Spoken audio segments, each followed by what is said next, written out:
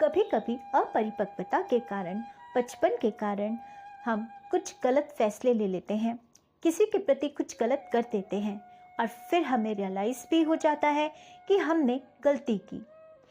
अब या तो गलती स्वीकार कर लो तो सब धीरे धीरे ठीक हो जाएगा, लेकिन बंदा तब फंसता है अपने ही जाल में जब वो गलती को सुधारना तो दूर मानना ही नहीं चाहता और फिर खोज में निकलता है उन लोगों की जो उसकी गलती में उसका साथ दें, मतलब कहें कि तुम गलत नहीं हो, कहें कि तुम ठीक हो और हम तुम्हारे साथ हैं, हम तुम पर कृपा करेंगे, हम तुम्हारा हाथ थामेंगे, तुम ऐसे ही गलती करते रहो।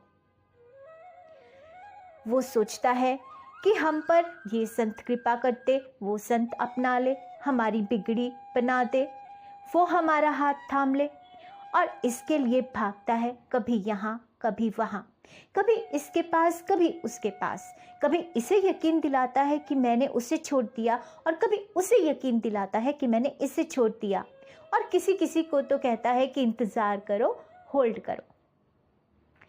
जैसे कि उसने अपना समर्पण उस संत को नहीं या गुरु को नहीं या मार्गदर्शक को नहीं, बल्कि उन संत से, गुरु से या मार्गदर्शक से अपनी गलती में साथ देने के लिए समर्पण उल्टा करवाना हो, तब वो ऐसे लोगों में फंसता है जो उसकी इस कमजोरी को पहचान कर उसे ही इस्तेमाल करते हैं, उसका फायदा उठाते हैं।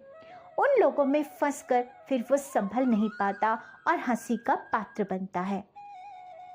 तो सबसे पहले तो उस संत से पहले तो स्वयं खुद अपने पर अपनी कृपा करो, अपनी गलती को मानो, अपने उद्विग्न मन को पहले शांत करो, स्थिर करो, ओवर कॉन्फिडेंस के पारे को थोड़ा नीचे लाओ।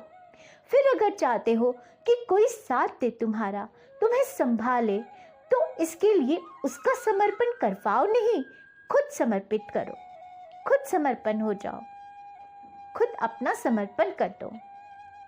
समर्पण यानी अपनी जिद छोड़ दो, लेकिन स्वयं दृढ़ हो जाओ, यानी कि हमने समर्पण किया है, अब तुम हमारी बात अभी के अभी मानो ही मानो, नहीं तो हम कहीं और जा रहे हैं। और फिर दूसरे से भी यही कहो, फिर तीसरे से भी यही कहो, तू नहीं तो और सही, और नहीं तो और सही। ये सब बचपना है, अपरिपक्वता है। कम से कम अध्यात्म में ये नहीं होना चाहिए।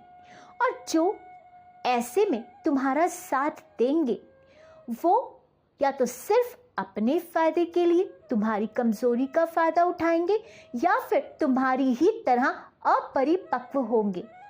तो जो अंधों के पीछे चलेगा, एक अंधा खाई में गिरेगा तो दूसरा भी खाई में गिरेगा, क्योंकि सद्भावना वाले तो समझ जाएंगे कि इसकी स्वयं पर ही कृपा नहीं है, तो हमारी कृपा करने से कुछ नहीं होगा।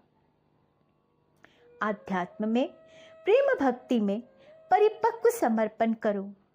परिपक्व समर्पण भगवान के भाव से होता है, यानी कि सामने वाले के प्रति भगवत बुद्धि हो और भाव हो कि बस अब तुम मानो ना मानो, हम तुम्हारे हैं, तुम साथ दो या ना दो, हम तुम्हारे हैं, तुम प्रेम करो या ना करो, हम तुम्हें प्रेम करते रहेंगे।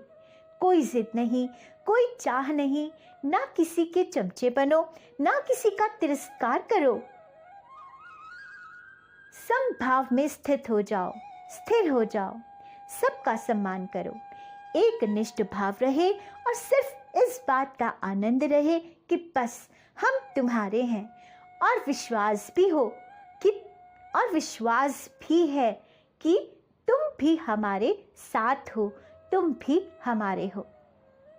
ऐसा करने से भले ही सामने वाला व्यक्ति आपको साथ दे ना दे, लेकिन उसके अंदर के भगवान आपका साथ जरूर देंगे।